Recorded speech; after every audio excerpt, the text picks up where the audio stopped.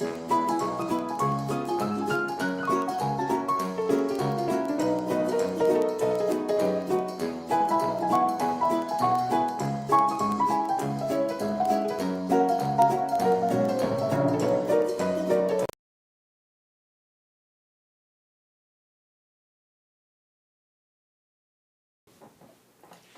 everyone, my name is Marilyn Poscic. I'm an intuitive angel messenger, and today I would like to share with you, because I think many of you would be interested, and I went to ask Alexia, who's somebody I've spiritual mentored in the past. I want to ask her a few questions. Say hello, Alexia. Hey you guys, thank you for having me on your channel. You're welcome.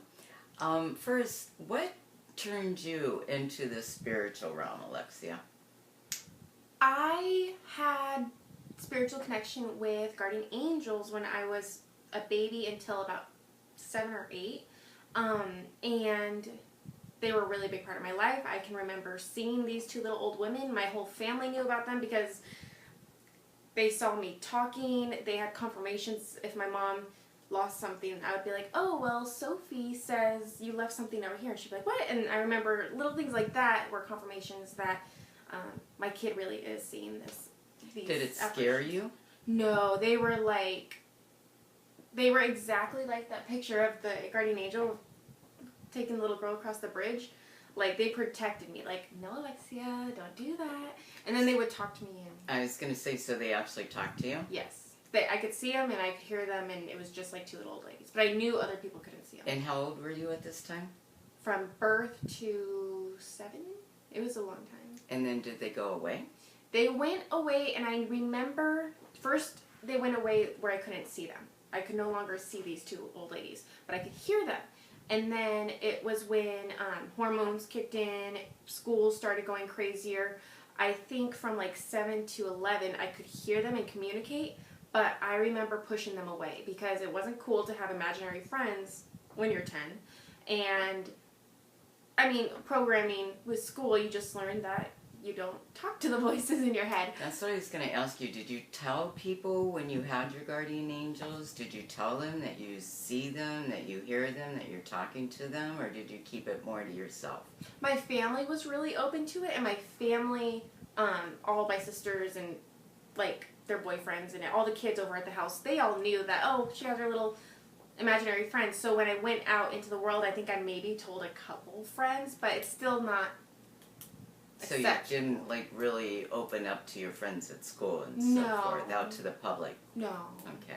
Because it was looked down. So do you feel like they went away because you weren't... I pushed them away, yeah, for sure. I pushed them away. And I remember they left a farewell message because they knew. I kept getting, like, they would come in and I would push them away. Like, no, I'm at school. No, I'm doing my homework. Times that we automatically meditate or go into daydream state, they would start talking, but I'm thinking about boys that I like at school, and I'm thinking about this, that, and the other, and I'm like, no, go away, I don't have time for this, and I remember pushing them away, and they told me, like, if you're going to stop this communication, we'll always be here with you. You might not be able, like, if you don't want to talk to us, that's fine, but you have to remember kind of two things, and it was a feeling, it was like they downloaded information that I needed to remember. And one of those things was, don't fall into polarity. And they didn't say those words, and I don't remember that from a 7-year-old, but they explained to me, like, scales. Like, there is no judgment that you can hold on someone, because even though your perception of an event can be really, really bad, like, this person is super bad, how dare they do that? You don't know the entire story, you don't know their purpose for doing it, you don't know the bigger plan. So never judge polarity. Second of all, there's no such thing as polarity. You're going to be living in a place where everything is good, bad, yes, no, and the extremes of each, and stay centered. I remember there were scales and there were images of current events at that time. So we're looking back 2001, there was a lot of political stir up, and I remember there was a lot of terror being everywhere on the news and everything, and I remember receiving these messages from the angels. I couldn't see them, but I could hear them saying, not everyone is bad. They might have done a really bad thing. You can't judge anyone.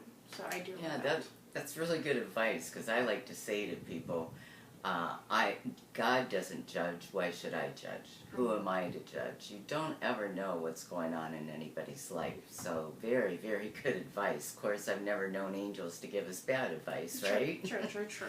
So then, how long were they gone? From like, I would say 11 until 24, 25, when I got into them again 3 years ago or something, and they came back with vengeance. Did you ask for them back, or did they just appear? I asked, but they told me to ask. Like, there were being signs dropped. I kept falling into the same bad situations over and over again, like weird car wrecks, and sometimes I wasn't even driving, so it's not like I'm a bad driver, like just weird car wrecks, and I kept going into jobs that I absolutely hated, and it was time after time, and you would be like, oh, I'll quit this job, it'll get better, and it just never does. It's the same cubicle, same BS. So you kept repeating bad habits, I kept repeating patterns. So it was I need help. So something inside of you, like in your heart, said, I need help. Yeah.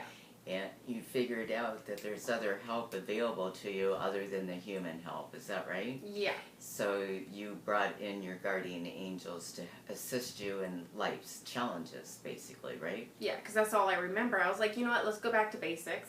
And I remember talking to them all the time, and they always gave me awesome advice. And opportunities was just open up when I was little with them. But And did they instantly appear? No. I think they would in my dreams, because I was waking up with I'm not spiritual at this point at all, and I was going to sleep, and I was having premonitions. I was having them, and I was remembering them in my dreams. So I think they were in my dream state. Okay. Then what led you or guided you to seek spiritual advisors such as psychics or mediums? I'm very against the pharmaceutical company, and what I didn't like about the jobs I was working at, this wasn't just one or two, this was like the past 5 jobs, and I kept job skipping every year to new places, and everyone was just glazed over. Their eyes were just, I call them Xanax zombies. They were like drowning there. You could physically see these people just going through life like, and just popping pills, and they had no emotion. Like, I knew these people prior a couple of years ago, and then just seeing them fall into the pharmaceuticals, I did not want to be one of those. I did not want to go to get medical help for my ruts or whatever little situation I was in, and just be put on a pill. Because technically my symptoms would have been depression. And I knew I was depressed. I just didn't want to take the pharmaceutical way out of this pit. So the only other way was spirituality. So you started seeking spiritual advisors such as psychics? Yes, and weirdly enough, right before I met you, I put down my Christmas present or my birthday present was to put a very large amount of money down for this one psychic, and it was pay in advance, of course, so I gave her the money, and I think it was just for 1 2-hour like regression session, and she canceled on me 5 times.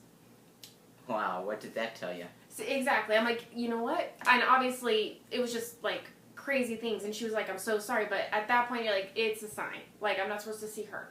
So I forgot about it. My birthday was 2 months before I met you, and then I met you. Okay. Yeah. So I was seeking. All right. And so you haven't seen any other spiritual advisors other than me? I mean, because of you, I've met people. Okay. I thought you had other readings other than I mean, an hour here at a fair or a carnival. Like, nothing where a repeat or more than an hour with someone, and I can't.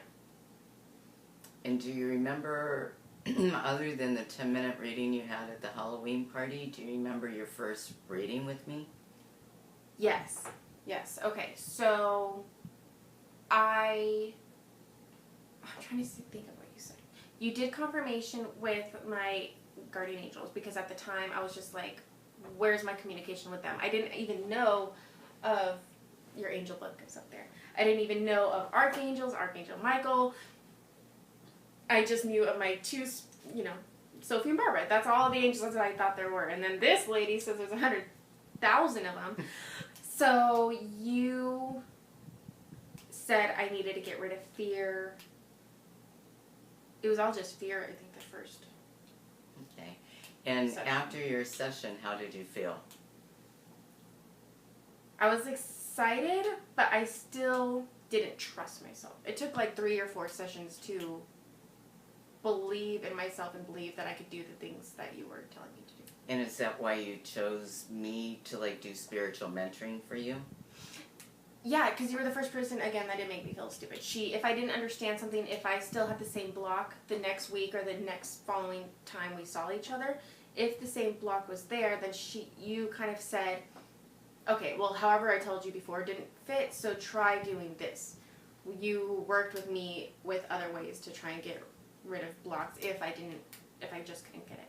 All right. Yeah. Thank you so much, Alexia. I will go into more details with Alexia on my next video here about the spiritual mentoring I do and how I do it and why people choose to have spiritual mentoring. Have a great day, everyone. Bye.